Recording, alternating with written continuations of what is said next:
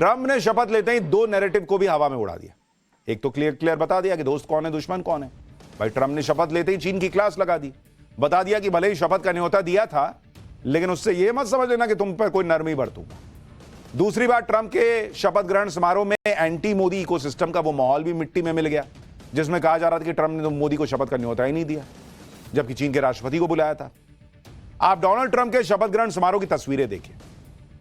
इस समारोह में भारत के विदेश मंत्री एस जयशंकर फ्रंट रो में बैठे हैं बॉस, फ्रंट रो में।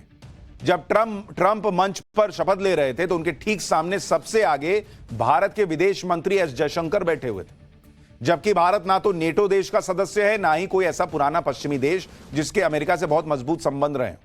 फिर भी इस समारोह में जयशंकर को वो जगह दी गई जो प्रोटोकॉल को एक तरीके से साइड करके दी गई। बड़े बड़े देशों के नेता वहां नहीं बैठे थे जहां अपने भारत के विदेश मंत्री बैठे थे। ट्रंप भारत को अपने करीब और अपने सामने रखना चाहते थे, यह मैसेज दिया गया। कूटनीति में इसी तरह के मैसेज दिए जाते हैं। एस जयशंकर इस समारोह में भारत का प्रतिनिधित्व कर रहे थे, वो पीएम के विशेष दूत बनकर वहां गए थे। उन्हें अहमियत देकर ट्रंप प्रशासन ने क्लियर कर दिया कि भारत उनके एजेंडे में टॉप पर है। आप इस बात को इससे भी समझ सकते हैं कि इस समारोह में जापान के विदेश मंत्री भी मौजूद थे, लेकिन जापान के विदेश मंत्री तीसरी लाइन में बैठे थे बॉस। यही तो आपको समझा रहा हूं। कई लोगों को लगा कि हाँ बैठा दिए पहले रो में तो क्या हो गया। जापान का विदेश मंत्री तीसरी रो में बैठ रहा है, अपने भारत का विदेश मंत्री फ्रंट रो में। मैसेज है ना बॉस। शपथ ग्रहण समारोह के दौरान जब ट्रंप मंच से भाषण दे रहे थे तो भारत के विदेश मंत्री की तरफ भी देख रहे थे, उनसे मुखातिब होकर बोल रहे हो ऐसा लग रहा था। भारत के विदेश मंत्री एस जयशंकर ने जो फोटो शेयर की है उसमें एक फोटो में ट्रंप उनकी तरफ देख रहे हैं और तस्वीरों को साझा करते हुए जयशंकर ने जो कहा वो भी बहुत है। वॉशिंगटन डीसी में अमेरिका के 47वें राष्ट्रपति के शपथ ग्रहण समारोह में विदेश मंत्री और प्रधानमंत्री मोदी के विशेष दूत के रूप में भारत का प्रतिनिधित्व करने का सौभाग्य मिला। यानी एक तरह से विदेश मंत्री एस जयशंकर ने बता दिया कि वो पीएम मोदी के विशेष दूत के तौर पर वहां गए। तो जो सम्मान मिल रहा है वो भारत को मिल रहा है, भारत के प्रधानमंत्री को मिल रहा है, और पीएम मोदी के इस विशेष दूत को ट्रंप प्रशासन ने पलकों पर बिठाकर रखा। आप यह भी याद कीजिए कि एस जयशंकर ने पिछले साल नवंबर में कह दिया था कि ट्रंप के आने से कई देश नर्वस हैं, लेकिन उनमें भारत नहीं। इस बीच यह भी खबर है कि पीएम मोदी ने विदेश मंत्री एस जयशंकर को एक खास चिट्ठी दी थी। यह चिट्ठी लेकर पीएम मोदी ने अपने दोस्त डोनाल्ड ट्रंप को के लिए विदेश मंत्री के हाथों भिजवाया था। इस लेटर में क्या है यह तो अभी पता नहीं चल पाया है। ट्रंप के राष्ट्रपति बनते ही पीएम मोदी ने सोशल मीडिया पर उन्हें बधाई दी। पीएम मोदी ने ट्विटर पर लिखा कि मेरे प्रिय मित्र राष्ट्रपति डोनाल्ड ट्रंप को अमेरिका के 47वें राष्ट्रपति के रूप में ऐतिहासिक शपथ ग्रहण पर बधाई।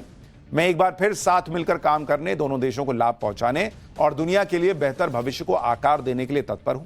आने वाले सफल कार्यकाल के लिए शुभकामनाएं। पीएम मोदी ट्रंप के साथ मिलकर काम करने की बात कर रहे हैं। मोदी और ट्रंप विरोधी जो इकोसिस्टम है वो ये जानता है कि अगर ये दोनों नेता साथ मिलकर काम करेंगे तो बॉस धुआं धुआं कर देंगे। इसलिए मोदी ट्रंप के कई दुश्मन तो ट्रंप के आने से पहले ही पतली गली पकड़कर भाग निकले। जो बच गए उनका नंबर अब जल्द आने वाला है, उनकी फाइल खुलने वाली। इसमें पहला नंबर तो डीप स्टेट का है, जो अमेरिका में ट्रंप और भारत में पीएम मोदी के खिलाफ साजिश रचता है। दूसरा नंबर बांग्लादेश का है, जो डीप स्टेट के इशारे पर भारत से पंगा ले रहा है। बांग्लादेश में हिंदुओं के साथ जैसा बर्ताव हुआ उस पर ट्रंप और मोदी पहले से ही भड़के हुए। तीसरा नंबर जॉर्ज सोरोस का है, जो पर्दे के पीछे पीएम मोदी को कुर्सी से हटाने के लिए जबरदस्त फंडिंग करता रहता है, और वो जॉर्ज सोरोस जो है वो डोनाल्ड ट्रंप को भी फूटी आंख नहीं भाता। चौथा नंबर उन मोदी विरोधी ताकतों का है जो भारत के चुनाव में दखल देकर मोदी को हराने की साजिश में लगे हुए। पांचवा नंबर उस डीप स्टेट का है जो अमेरिका में भारत के उद्योगपति को टारगेट कर भारत की विकास की रफ्तार पर ब्रेक लगाने की कोशिश कर रहे थे। ट्रंप इनकी भी फाइल खुलवाने वाले हैं। अपने कैंपेन के दौरान ही ट्रंप ने ऐलान कर दिया था कि डीप स्टेट की तबाही के लिए उन्होंने 10 पॉइंटर्स का प्लान बना रखा है। ट्रंप के शपथ लेते ही बांग्लादेश में खलबली शुरू हो गई। बांग्लादेश सरकार ने ट्रंप के शपथ ग्रहण पर बधाई दी, कहा कि बांग्लादेश ट्रंप के साथ मिलकर काम करना चाहता है।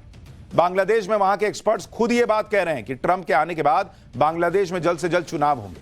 शेख हसीना के देश छोड़ने के बाद मोहम्मद यूनुस बांग्लादेश के अंतरिम पीएम है और यूनुस पर चुनाव कराने का दबाव भी बढ़ रहा है।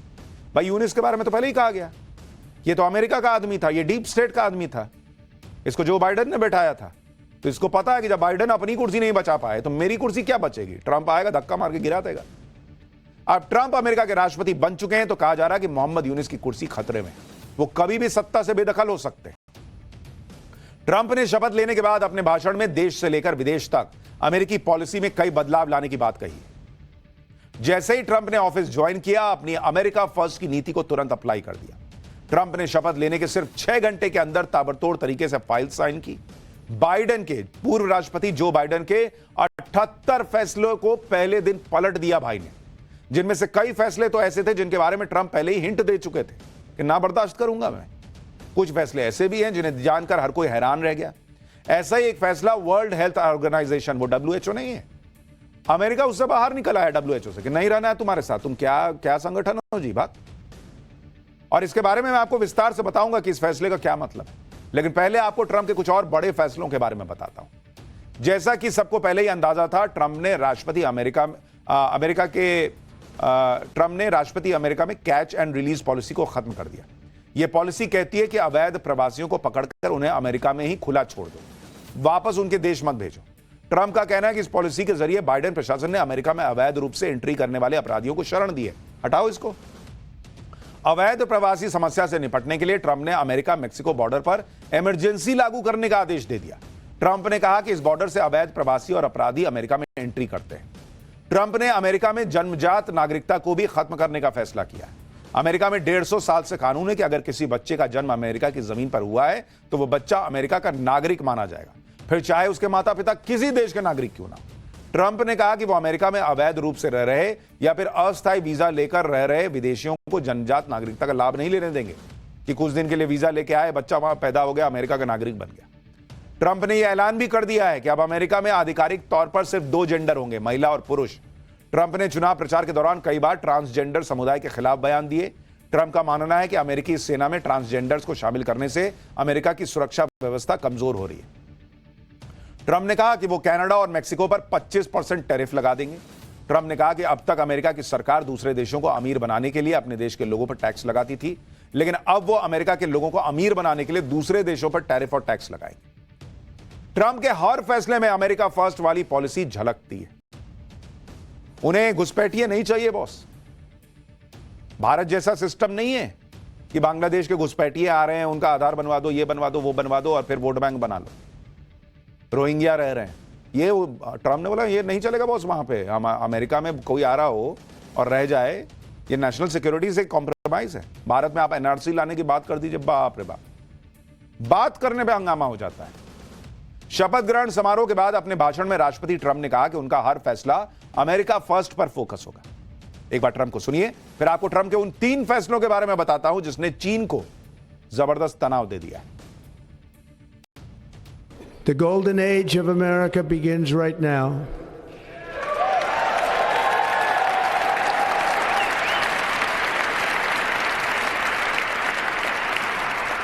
From this day forward, our country will flourish and be respected again all over the world.